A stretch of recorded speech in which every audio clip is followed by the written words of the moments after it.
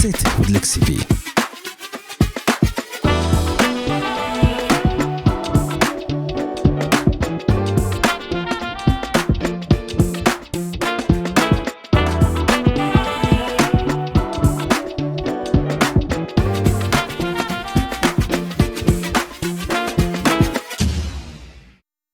Brittany, how are you? Hi, Lexi. I'm great. Thank you for having me. Thank you for being here. I think you're great. I think you're phenomenal. I know we've never met in person, but girl, I see you on these internet streets and I like what I see. So yeah. I love it. I love it. I'm glad we've met at least virtually. I feel like I am already taking in your energy and like laughter, and it's just like, it's the best night so far that I've had in a while. So thank you. That's very, very kind.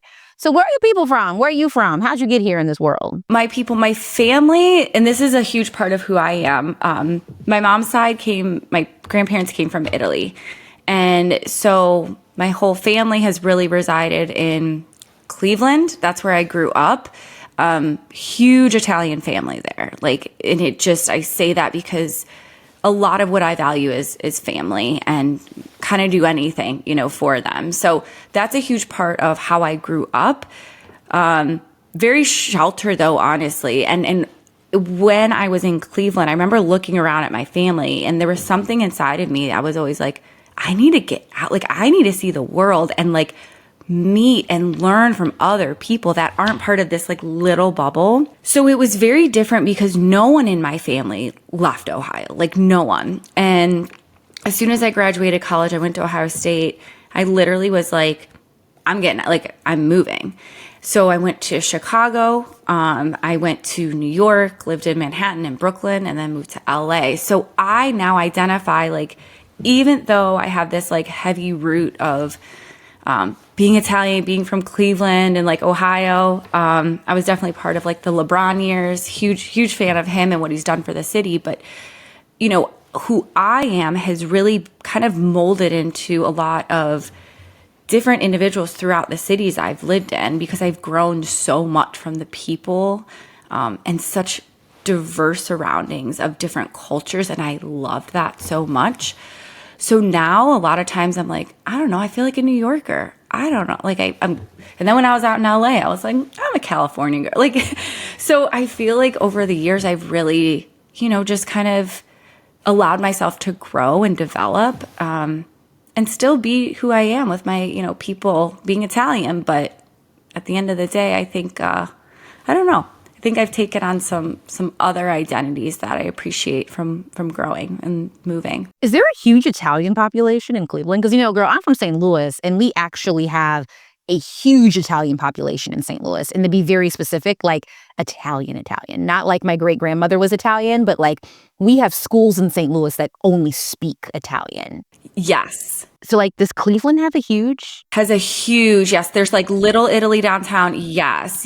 And let me just give you an insight. So our wedding, we had so many Marcos and Joes and Nicks and Tonys on our invites that my husband kept thinking it was the same person responding. And I'm oh no, that's a different. That's what's up.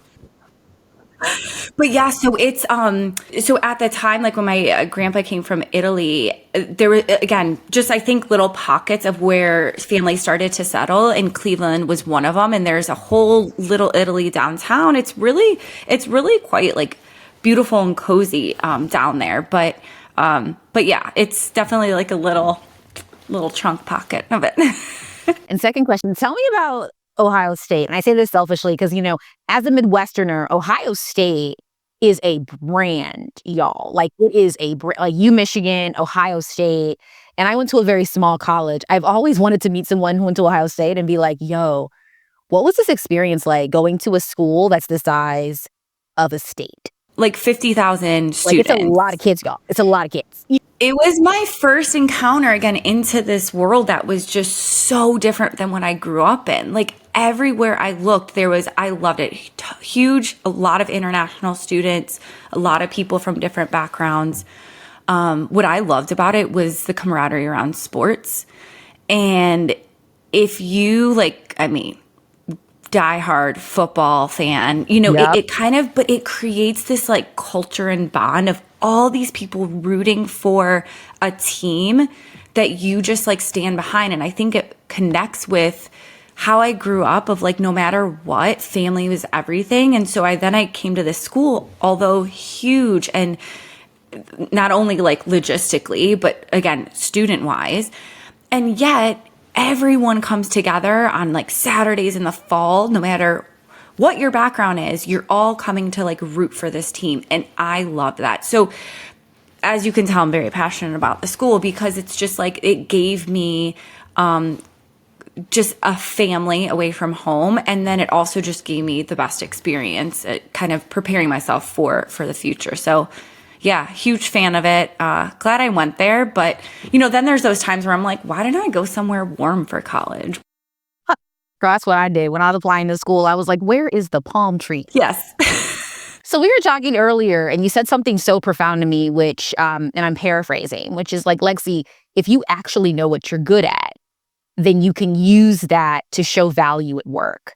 And that value then creates the career path, not the sexy title, maybe not necessarily who you know all the time, but you just actively knowing what you're good at and how to, in many ways, master manipulate that to get what you want really makes a career. I wholeheartedly agree with that.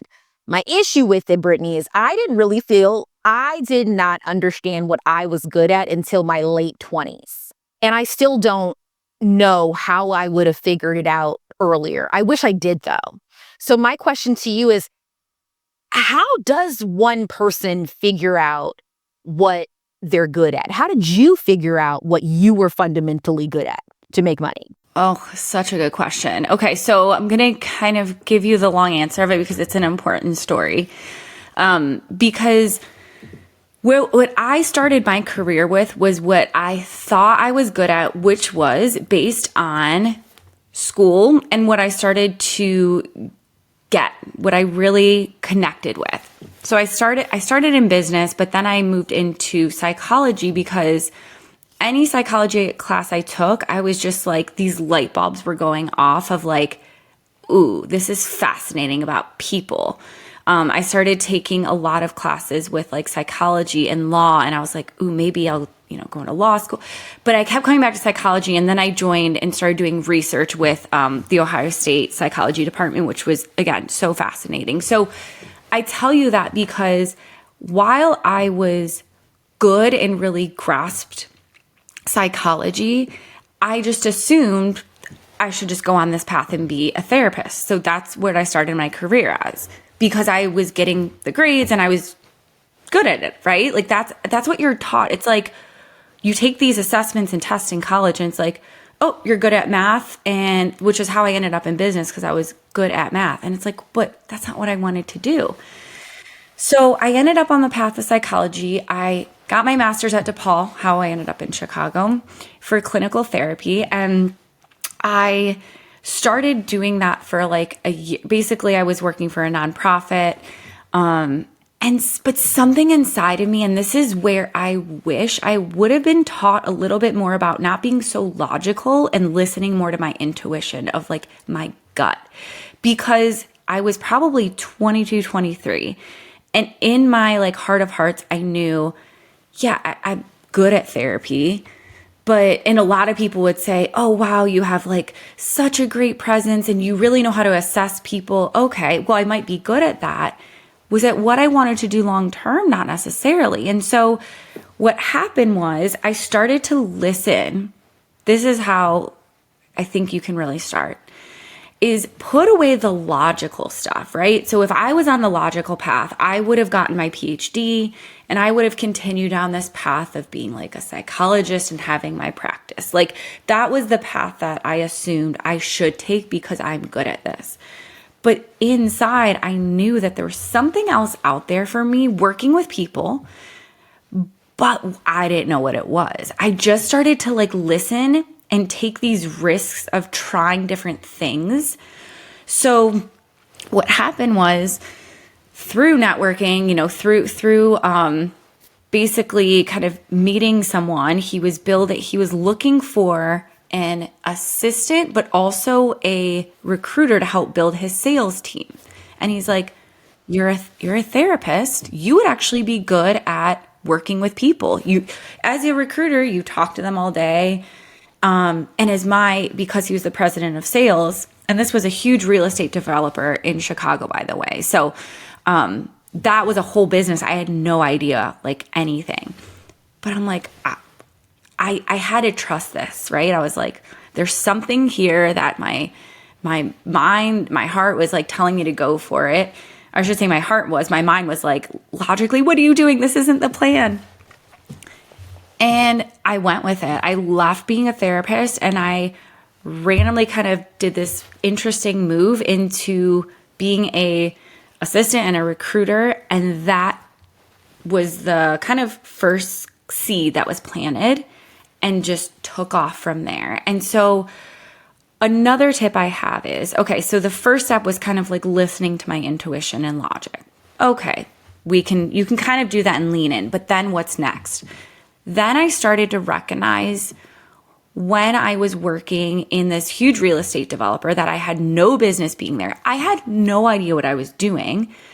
I started to recognize what I was good at, and that was really listening to people and anticipating how to, again, hire them, how to see potential in people. So that little like snippet, how to see potential in people, was huge. And I realized I was able to spot certain, brokers or salespeople that my boss or others weren't able to see. I was able to help build this team. And so with my skills, I was able to see that, wow, I have the ability to recognize people, hire them in, and guess what? That impacts a business. When I started to understand that loop of what a really good recruiter could do, I will say there's some recruiters out there that give us a bad rep, but girl, I can tell you some stories. Okay. I know it's terrible. And I have so many friends that are like, I had a terrible experience. I was like, no, but it's like anything. There really are some amazing recruiters out there. That's a whole other topic, right? But going back to your question of how do you kind of understand what you're good at? And it's recognizing when there's that light bulb going off, when you speak up and people listen, when you start to get comfortable and say, you know what, I'm going to kind of insert myself here and have an idea. All these little things that you do throughout the day in your job that might not feel like a dream job, by the way, start to recognize that. What are you good at? What are people starting to come to you for? So I built up trust. I started to build up kind of this brand of, wow, Brittany's good at recruitment. It led to my next job. That's when I landed a few years later an opportunity at L'Oreal that, again, I was kind of a foot in the door role. And I really started to recognize, what am I good at? I started to be really good at not only recruiting, but also just this really like authentic experience, giving candidates this amazing experience and placing them in roles that maybe, they didn't see themselves in. And that goes back to my therapy background of being able to assess people and being like, wait, Lexi, I know you're applying for this job, but I really see a whole different opportunity. So again, I started to do that. It wasn't the norm maybe, but I recognize that this is what I'm good at. So I know that's a long-winded answer, but it's because I think the story behind what I went through, I started to realize that it really are those steps of like that intuition, that recognizing and the awareness, and then leaning into that space and like running with it. And not letting a job specifically kind of hold you in like a square of what you can do. Have you seen the TV show Billions? I started watching the beginning of it and then I need to like commit. It was like on a flight and I was like, oh, I need to like dive into this. Girl, okay, so you need to commit. You're welcome in advance. But in the show, one of the main characters is a psychologist by trade, ended up getting her PhD, but is hired at this major stockbroker firm to basically psychoanalyze all of the people that work there. I think that's kind of unethical, but it's a great show. But the point that I'm trying to make is that she's using her psychology background really to under the table, give the CEO secrets about who he hired, but in front of the table, tell the people, I can help you become better. Because of my psychology background, I can see things you can't see. And I think she does it both well. So I say that all to say that I think sometimes some of the people that I've worked with who I've loved the most, especially in business, are people who know and understand people. And those are people with psychology backgrounds and anthropology backgrounds. Yes. Again, I didn't recognize it in myself that was a strength, to understand, to see people for their potential, and exactly what you just said, and what they might not see in themselves.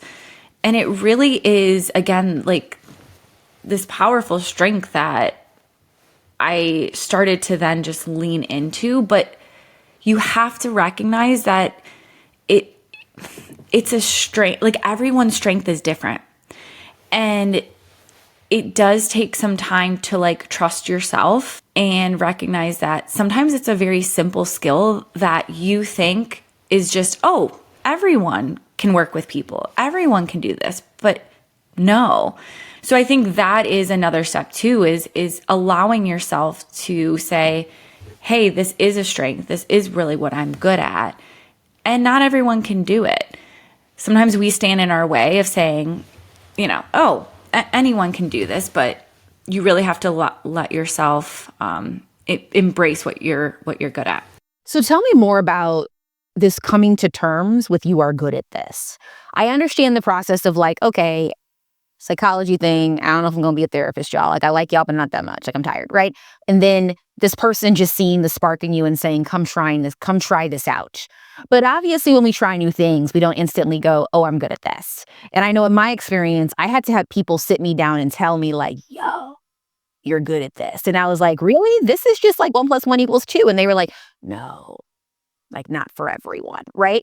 When was that moment that how did you actively start realizing that you are innately good at something versus like, oh, I'm keeping my job?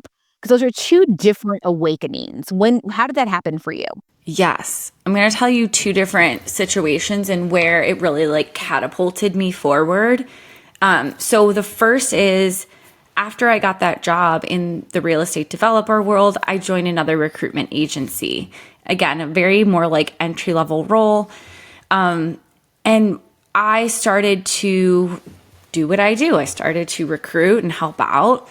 And it was people around me, exactly what you were saying. It was the owner of the agency. It was other recruiters that had been there for some time to be like, who's this girl? Like, what is she doing? She's crushing it. Also at a recruitment agency, it's all about numbers and like placements. And I started to get a lot of placements, but it didn't feel like work to me. Like, it just felt like, I get it. Like, this person here, this person there. So that job, I was at a recruitment agency. I had 3 promotions in about little over a year.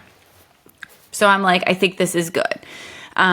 Just kind of kept moving up there. Then got into L'Oreal. And it was there that something you said really resonates with me. And it's having the support, like these cheerleaders around you. It might be 1 person, it might be 2, that literally like tells you when you're in a tough place. So L'Oreal Group, now it's L'Oreal Group, it's a very tough, cutthroat environment. Like, you have the best marketers in the world. This is the #1 beauty company in the world, right? So it isn't an easy environment to work in.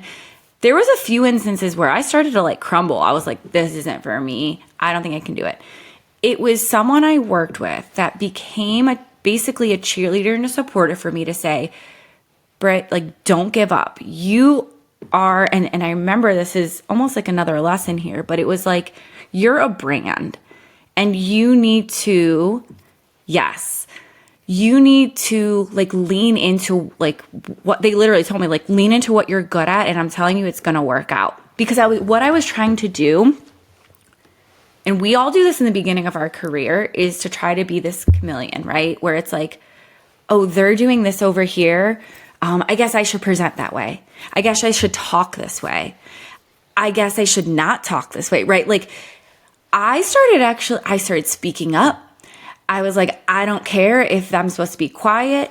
I started speaking up with leaders where I probably maybe shouldn't have. I really love presenting, and I leaned into my own like presentation ways, whereas at L'Oreal it tended to be very like kind of more buttoned up, memorize like your presentations. And I was like, I'm going with like, I'm just talking. Like, I love it. So those two instances, being in a recruitment agency where it's very competitive and I was like steaming ahead, and then working in a very tough corporate environment where there was, like I said, a few instances where I wanted to give up. And then those cheerleaders, listen, please listen to a few of those people that are building you up, because that is everything. And that really changed the game for me, you know, those two scenarios, and then just never looked back. I think what you're talking about is being more authentic. And the issue with authenticity is that companies say they want it. And for the record, they don't. Separate episode for a separate conversation.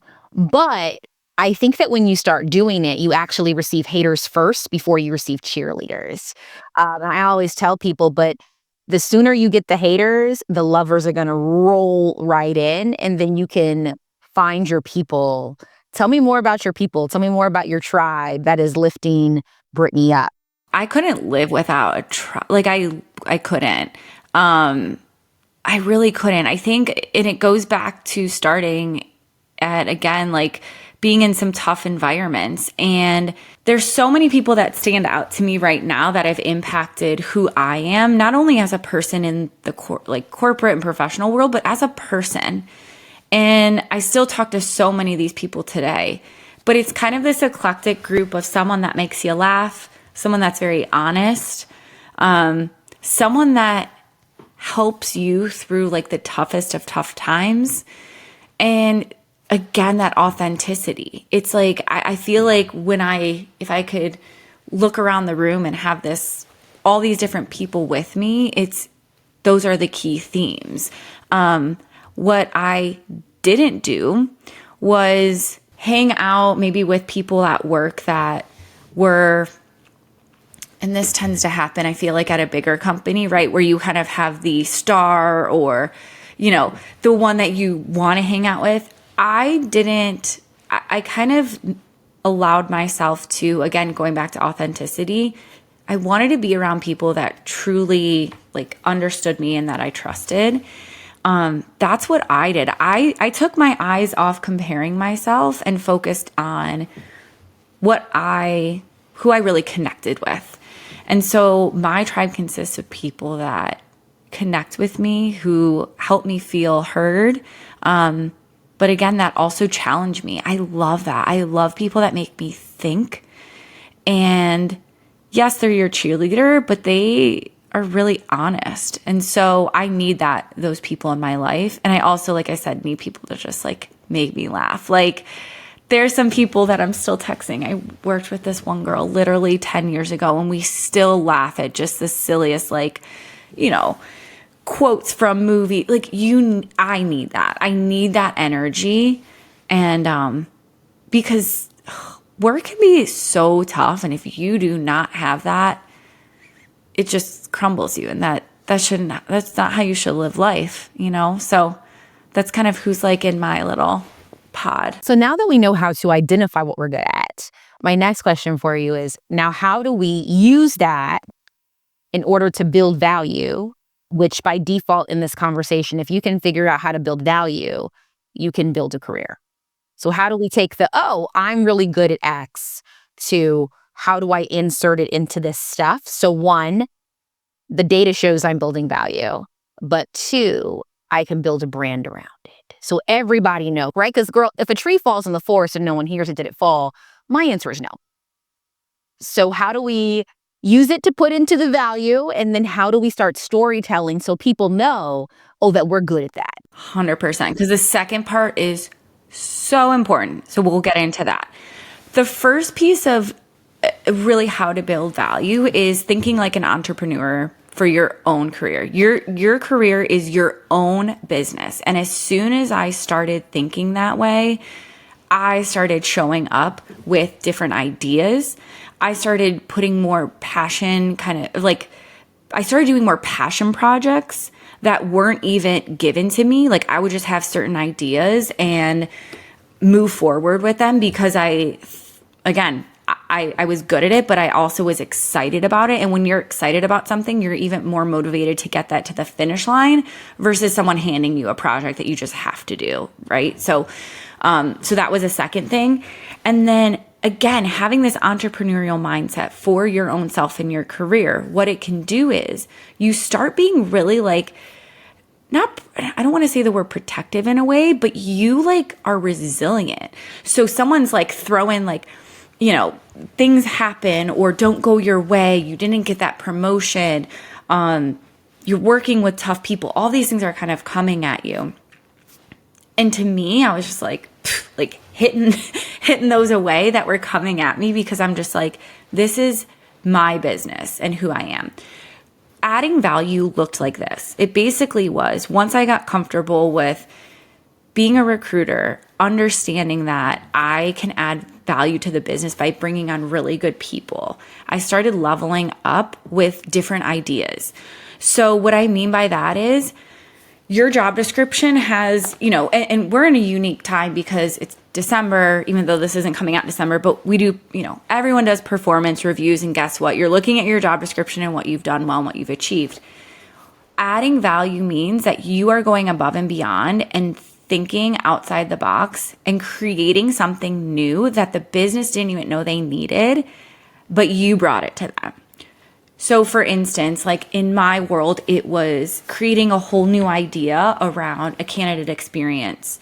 For instance, at L'Oreal, they really encourage entrepreneurial thinking. And me and this team had this idea to create a whole different website for candidates so that you didn't feel like you just submitted an application, didn't get heard. It was a lot of AI movement, as if you were placing an order at Amazon.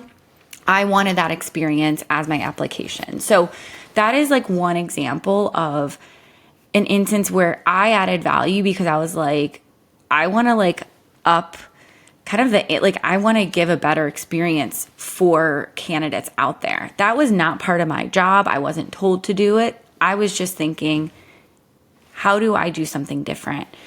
And so these things are all around in your career, but you have to create them. You have to find business gaps.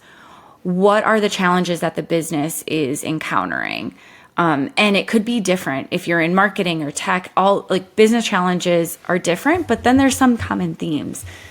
And so adding value, like I said, really means showing up and solving problems that they didn't even know that they needed solved. And that is, to me, what can really just propel you forward, because then you're doing these things that no one even told you to do. Going into the branding piece of it, right? If you are doing all these things and no one's even recognizing them, right? Then it's just all this work and you're Britt, wow, you're doing a lot of extra work and no one cares. That building that brand, what that could look like is just a very consistent approach so that you leave people you work with on other teams. That's the key. Other teams, you're leaving kind of your seeds behind of who you are and how you've impacted their business. So guess what? When I'm working in recruiting, I worked across so many different teams, a lot of functions, a lot in marketing and digital, but I worked in supply chain too. And I wanted to give every business partner I worked with the best experience. And that was my brand. It's a truly authentic individual that I leave you being wow, she went above and beyond. Your brand might be something different. It might be more innovative. It might be action oriented where you're just she's just getting it done. Whatever your brand is, that again is probably another conversation, but what that can do is you're leaving behind seedlings consistently without necessarily having to brag about it. It's just leaving the person working with you a really good experience. And guess what? Most likely those people are going to talk and they're going to say, wow, she's great to work with. Y'all, we talk a lot. Leaders talk a lot. Okay. Leaders talk. You might get an email forwarded with, "You are great to work with, Lexi." You might hear in the distance, like, "Ooh," like someone's whispering behind you, like, "Ooh, Lexi's really good to work with." Right? So like, I'm not even having to necessarily speak up and say all the things I'm doing yet. It's happening behind the scenes, and it's just like filtering through. The biggest thing also for your brand is internal networking. Wherever you are at, it doesn't mean that you just stop networking with other people. And what I mean by this is I used every ounce of moments that I had to meet new people, to understand what is it that you do, even if I'm not working with you. What is it that you do? How long have you been here? And I started just kind of doing that, whatever job I was in, because whether you're at a small business, huge business, with 80,000 people, you have this ability to really meet and grow your own community so that they can actually learn about you, learn the things you're doing. This is where in those conversations you can share some of the things you're working on. "Oh, did you know I actually started this little project on the side. Would you want to jump in on it?" Like literally, I started working with people in other teams that I didn't even need to work with. So while this might sound like a lot more work, it really isn't. It's doing your job, but adding like these little extra, little extra cherries on top everywhere. And over time, those add up. Over time, people talk. Over time, it spreads into this community of this brand. And so I could go on forever about that, but it really is a feeling that you are leaving. And that is so important, because half of the time it wasn't me that had to speak up and say, "I'm Brittany, I did XYZ. Now, occasionally, of course, yes, I kind of stepped forward and shared a little bit more about what I'm working on or what I'm doing. That can help, of course. It's really about the feeling and the impact you're leaving behind. And that is what really will spread and permeate wherever you're at. Can I add something to that? I always tell folks the power of just asking somebody what is your current issue and what is your current gap? It's wild. It is wild, because a lot of people will tell you, and what I've gotten very lucky at and good at is there have been many times in my career, Brittany, where I've just asked a leader that, and leaders know what they need help with, and I can't solve it all. But I can be like, "Oh, I can solve that one thing," because again, leveraging what I'm good at, to me, it could take 3 hours. And for them, it could take 85,000 days. And so I really started building relationships at a young age in my career with leaders, because I'd be like, "So what are your issues?" And they would talk for an hour about all their issues. And 90% of them, I'd be like, "I can't help you there, sir." But then be this one thing where I'm like, "I can do that. And I could do it by tomorrow." And they're like, "Really?" Because all leaders want, as is just to get stuff off their plate. 100%. And the questions, that's another thing. Questions are so powerful in your career. So while you might think it's talking more or pitching yourself, to me, I found, and this is where, again, the therapy comes in, I love asking really thoughtful questions. And to your point, it could even just be as simple as, where are your challenges? Because when you're turning the table, now that leader on the other side is going to be willing to share more, and then a conversation starts. And that is where so much is built upon. So I love that so much.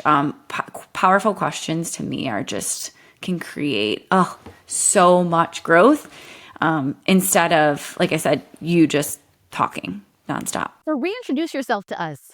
Who are you? Oh, what comes to mind first, you and I talked before, is I am first and foremost a mom of 2 under 2 right now.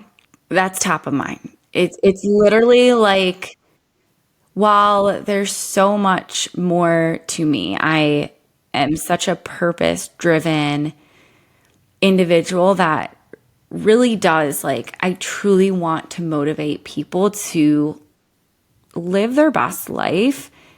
And oftentimes I'm talking about a career because we work so much and we shouldn't have to be miserable and unfulfilled. Like this whole world of, I don't know. I feel like years and years ago, we were taught to just like pick a major, pick a path, and you just stick with it. And I don't believe in that. I really don't. And so I'm a mom. I'm a mental health advocate. To my core, I absolutely believe that your mental health is so, so important and we need to take it seriously. That's so much of who I am. I'm family. I am just a lot of layers right now. I think my identity alone as like a mom working full time and also having like a side business, it's all like this. Like it's all jumbled and I'm still trying to figure out how to even communicate it. So I'm a very layered person. Thank you so much for being here.